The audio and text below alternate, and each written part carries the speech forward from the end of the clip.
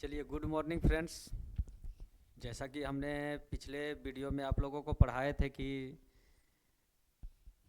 Fertilisation, double fertilisation, और आज जो पढ़ेंगे post fertilisation changes in flower. पहले आप लोग ये ध्यान देंगे कि हम जो चैप्टर पढ़ा रहे हैं वो चैप्टर का नाम ही क्या है, sexual reproduction in flowering plants. Sexual reproduction in flowering plant जो चैप्टर पढ़ रहे हैं, तो sexual reproduction in flowering plant में हमने क्या बताया, मेल और फीमेल पार्ट्स ऑफ फ्लावर के बारे में। उसके बाद क्या पढ़ाएं, पोलिनेशन हो गया, दो सबका इंट्रोडक्शन दिए। उसके बाद पोलिनेशन पढ़ाएं, फर्टिलाइजेशन पढ़ाएं। फर्टिलाइजेशन के बाद एक एंजियोस्पर्म प्लांट्स में एक और चीज़ होता है, क्या चीज़, डबल फर्टिलाइजेशन।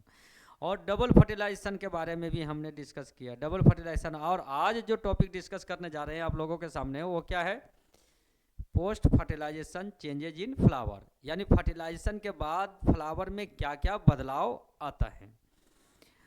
जैसे कहा जाता है कि अगर कोई एक लेडीज़ फर्टिलाइज हो गई, प्रेग्नेंट हो गई, तो प्रेग्नेंट होने के बाद उसके शरीर में क्या क्या बदलाव आएगा, शरीर में बदलाव आएगा। उसके बाद क्या है, उसकी आकर्षण जो होता है धीरे धीरे क्या होता है, ख़त्म हो जाता है।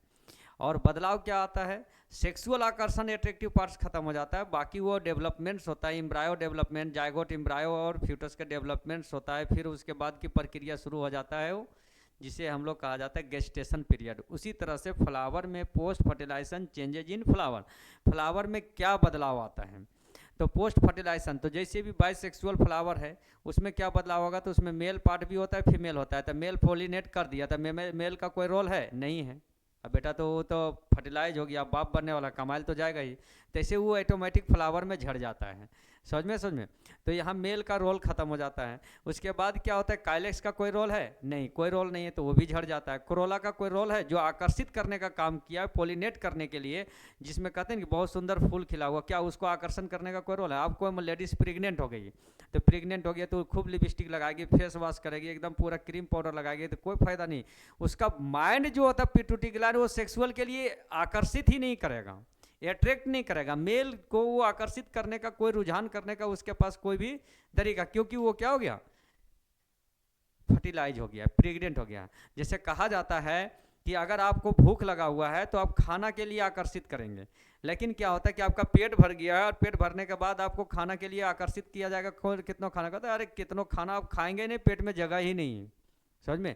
तो ठीक वही प्रक्रिया यहाँ पर मास्टर ग्लैंड ये दर्शाता है कि अब इसका रोल खत्म हो गया है, अब एक नए दौर शुरू हो गया है, और वहाँ से अपना शुरू हो जाता है। तो देखिए यहाँ post fertilisation changes in flower आप बेहतर तरीके से समझ गए होंगे।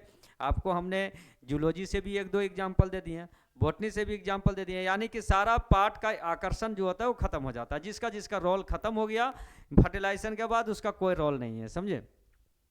तो देखिए, और अगर किसी को भी इसके बावजूद भी अगर कोई प्रॉब्लम होगा तो बेझिझक आप कमेंट करेंगे, हम बता देंगे। कमेंट बॉक्स में लिखा हुआ रहेगा कि देखेंगे कि हाँ ये कमेंट किया हुआ है, वो स्टूडेंट का ये प्रॉब्लम था, बता दिया गया। देखिए सबसे बड़ा चीज़ है कि आप लोग ये दिमाग में बैठा लीजिए कि नॉलेज कभी बेकार नहीं जाता है।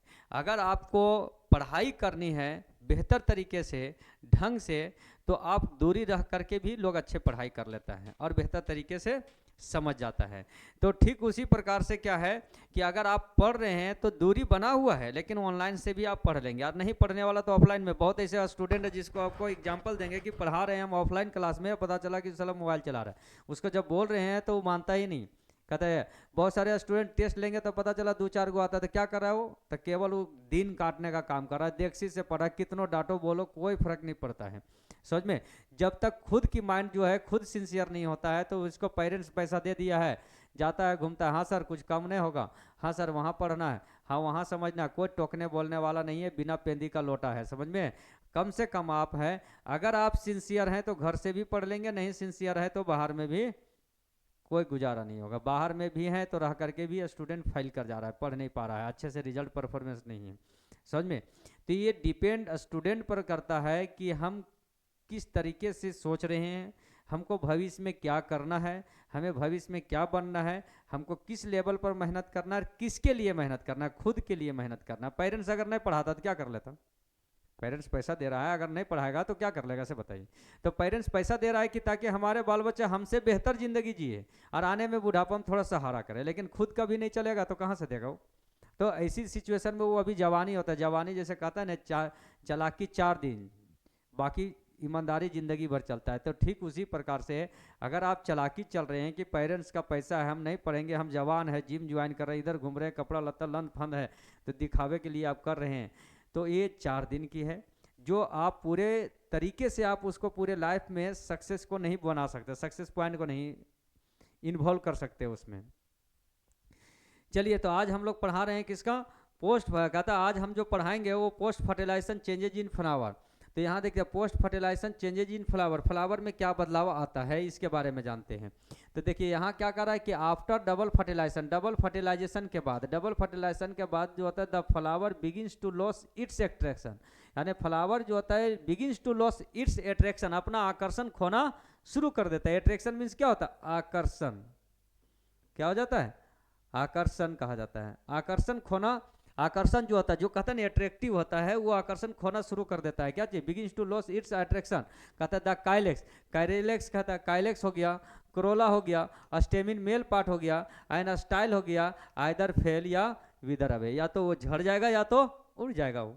यहाँ ओनली ओवरी, केवल ओवरी जो होता है, देखिए यहाँ केवल ओवरी जो है well develop and formation into fruits, और किसमें, फ्रूट्स में डेवलप कर गया, देखिए फ्रूट्स में, किसमें डेवलप कर गया, फ्रूट्स में, एज वेल एज, साथ ही साथ फर्टिलाइज ओविल, जो ओविल फर्टिलाइज किया था, डेवलप इनटू सीड, 2 चीज में डेवलप किया। देखिए ये 2 पॉइंट बनाई, क्या बन गया, यानी कि ओवरी जो है डेवलप कर गया फ्रूट्स में, फर्टिलाइज ओविल जो है वो डेवलप कर गया सीड्स में करता है। द काइलेक्स हाउएवर, अगर कभी कभी ऐसा होता है कि काइलेक्स जो होता है, यहाँ देखिए यहाँ कह रहा है कि द काइलेक्स हाउएवर में परसिस्ट, चिपका ही रह जाता है, जुड़ा ही रह जाता है काइलेक्स, जबकि कोरोला हट जाता है काइलेक्स। और स्टेमिन भी कहते हैं परसिस्ट होता है इन सम प्लांट, कुछ ऐसे प्लांट में होता है सच है, जैसे टोमेटो, ब्रिंजल, ईटीसी, ये सब में चिपका हुआ रहता है, तो उसको अपना क्या हो जाता है, कभी कभी चिपका हुआ रह जाता है, जो एक्सेप्शनल के अंदर रहता है, जैसे टमाटर है, तो टमाटर हम लोग ले लेते हैं इस तरह से, टमाटर है तो टमाटर में देखना इस तरह से चिपकल रह जाता है।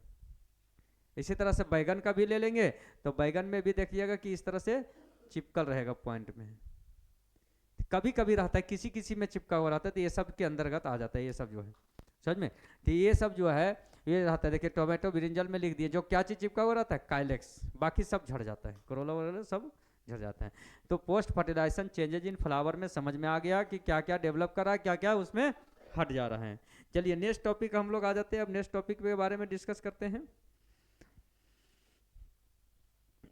नेक्स्ट टॉपिक में देखिए आ गया, हम लोग देखिए बीच बीच में ऑनलाइन प्लेटफॉर्म को प्रचार करते रहते हैं, क्योंकि देखिए बड़ी बड़ी कंपनी लोग कहता है कि सर पढ़ाते पढ़ाते आपका मूवमेंट जो होता है चेंज कर जाता है, कभी कभी आप अपना प्लेटफॉर्म का प्रचार, देखो बाबू प्रचार तो करेंगे, अगर एडवर्टाइज नहीं करेंगे तो एडवर्टाइज तो बड़ी बड़ी कंपनी कर रहा है, सर शाहरुख खान खुदे करता है, किसी का सिगरेट का कर रहा है, तो दारू का कर रहा है, तो गुटखा का कर रहा है, प्रचार कर रहा है क्या कि कन कन में केसर है, ये नहीं कहता है कि कन कन में कैंसर है, समझ में। तो बड़े बड़े कंपनी का प्रचार कर रहा है, वो एक क्या है, पैसा ले रहा है, प्रचार कर रहा है, और वो गलत चीज़ों को भी बेच दे रहा है। तो हम लोग तो एजुकेशन बेच रहे हैं, प्लेटफॉर्म है, साथ ही साथ एक एनजीओ है, नॉन गवर्नमेंट ऑर्गेनाइजेशन है, जो बेहतर तरीके से चीप एंड बेस्ट लेवल से आपके जगह पर पहुंचा रहे हैं, शिक्षा दे रहे हैं, वैसे गरीब बच्चों तक भी पहुंच जाए, जिससे आप शेयर भी करें, हम तो बोलेंगे ही कि बार बार कि आप शेयर करें, लाइक करें, सब्सक्राइब करें, भेज दें, ताकि वैसे विद्यार्थियों को जिसको जरूरत होगा देखेगा तो 2 रुपया हमरो आएगा तो हम चलाएंगे, यहाँ तो चलाएंगे। तो इसके मतलब है कि शिक्षा एकदम स्तर को सस्ता करना होगा।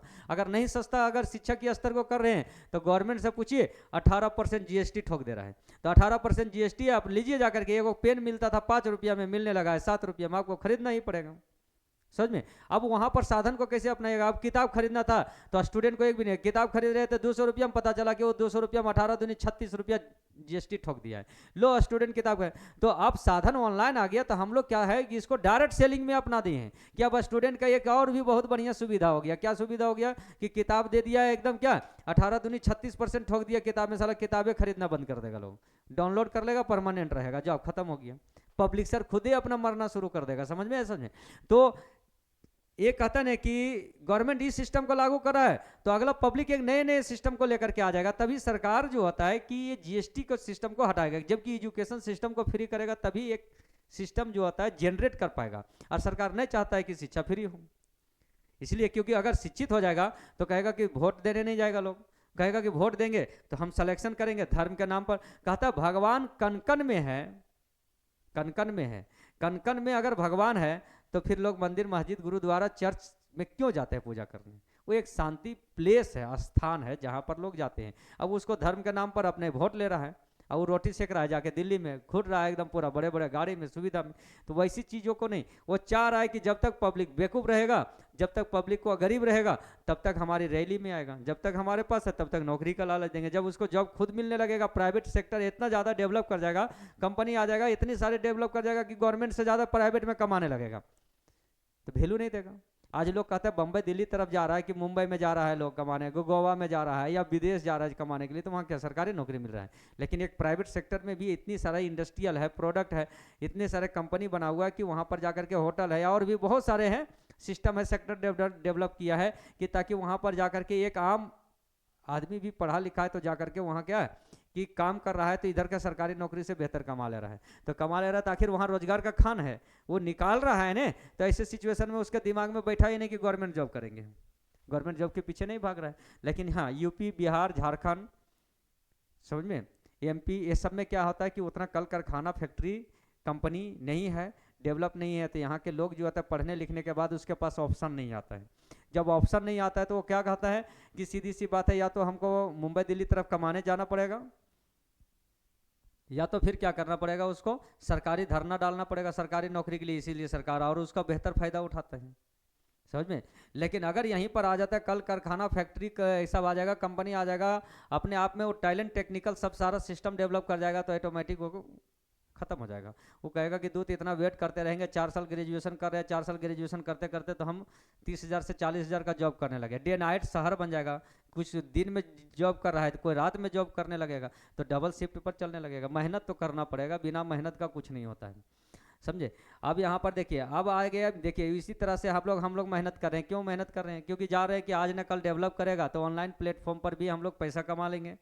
दूसरी बात है कि ऑफलाइन में भी चल रहा है, एबीसी बायोलॉजी क्लास हम लोग चला रहे हैं, जो खास करके हम जो चला रहे हैं एबीसी बायोलॉजी क्लास हजारीबाग में पढ़ा रहे हैं। झारखंड स्टेट है, हजारीबाग एक डिस्ट्रिक्ट है, जहाँ पर आप आइएगा उसकी लोकेशन में बाबूगांव चौक पर, और वहाँ से अंदर जाइएगा, देखिएगा आपका एबीसी बायोलॉजी क्लास, जो लगभग हमने 12-13 सालों से पढ़ा रहे हैं। तो 12-13 सालों से अगर लगभग हमने पढ़ा रहे हैं एबीसी बायोलॉजी क्लास तक, क्या गवर्नमेंट जॉब दे दिया है? नहीं। लेकिन हाँ, एक बोल्डनेस रूप से अपना एडजस्ट किए हैं, अपना तो चला रहा है, अपना काम बनता, समझ में। तो ऐसी स्थिति में जो स्टूडेंट पढ़ाई कर रहे हैं तो ऑफलाइन में भी क्लास ज्वाइन कर सकते हैं, उसके लिए कोई दिक्कत नहीं है, एकदम बेहतर तरीके से। और अगर ऑनलाइन में करते हैं तो देखिए फिर से आ गए हम लोग एडवर्टाइज पर, मिशन मंजिल के प्लेटफॉर्म पर आ गए। मिशन मंजिल के प्लेटफॉर्म आप प्ले स्टोर पर जाएंगे, डाउनलोड करेंगे और मिशन मंजिल करके डाउनलोड करेंगे, और वहाँ से आप सस्ता खरीद लेंगे, 199 में खरीदेंगे। और क्या है, एक 199 में अगर ऑफलाइन क्लास करना चाहते हैं तो ऑफलाइन क्लास, यही क्लास जो है आपको 4,000 रुपया लगेगा। हाँ, कैशबैक सिस्टम रखे हुए कि वहाँ पर भी आप फ्री पढ़ सकते हैं। आने के बाद अच्छे स्टूडेंट की परफॉर्मेंस रहा, कैशबैक के माध्यम से आप वहाँ से पैसा ले सकते हैं रिटर्न। अच्छे परफॉर्मेंस रहा, क्योंकि हम लोग एडवर्टाइज करेंगे, अच्छा एडवर्टाइज करेंगे, अच्छी परफॉर्मेंस देंगे, क्वालिटी देंगे, तभी तो गवर्नमेंट सेक्टर से लोग आकर के प्राइवेट सेक्टर में पढ़ेगा, नहीं तो कौन पढ़ेगा से बताइए। उसको जब सारा सिस्टम वही मिल जाएगा तो कहाँ चलेगा। अगर बीएसएनएल का सिम जो है कि पूरी रूप से एकदम 4G एकदम फास्ट स्पीड दे, अब सारे जगह टावर पकड़ने लगे, एकदम दनादन टावर पकड़ने लगे, तो एयरटेल और जियो कौन रिचार्ज करेगा?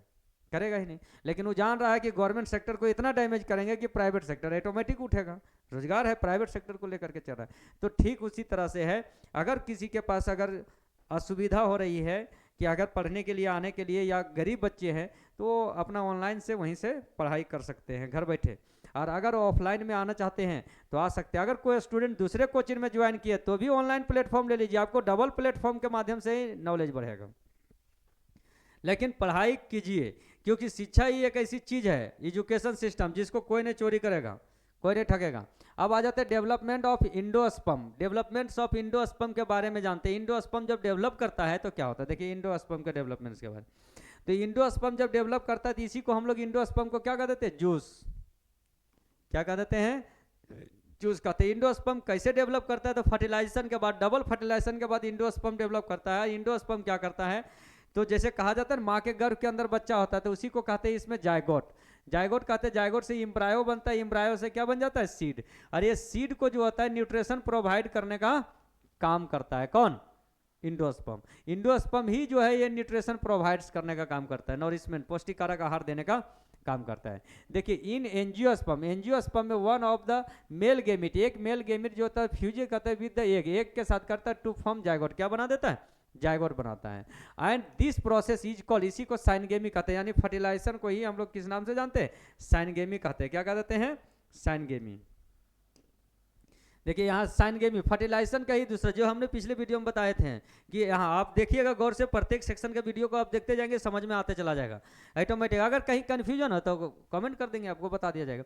साइनगेमी कहते हैं the second male gamete, second male gamete जो था मेल का सेकेंड गेमी फ्यूजेज विद द टू, कहते हैं fuses with secondary nucleus, secondary nucleus से करता है टू फॉर्म प्राइमरी इंडोस्पर्म। क्या बना दिया, देखिए मेन पॉइंट है इंडोस्पर्म, इंडोस्पर्म न्यूक्लियस के रूप में बन जाता है। जायगोट डेवलप इनटू एम्ब्रायो, अब जो जायगोट जो फर्टिलाइज ओवल था वो जायगोट, जायगोट से एम्ब्रायो आएगा, एम्ब्रायो से सीड, तो इसको भोजन चाहिए ना, माँ के गर्भ के अंदर जो बच्चा पल रहा है तो उसको भोजन चाहिए, तो प्लासेंटा से सप्लाई देता है माँ का, प्लस क्या पूरी तरह सुरक्षा रखता है, एमनेटिक फ्लूइड्स कहते हैं।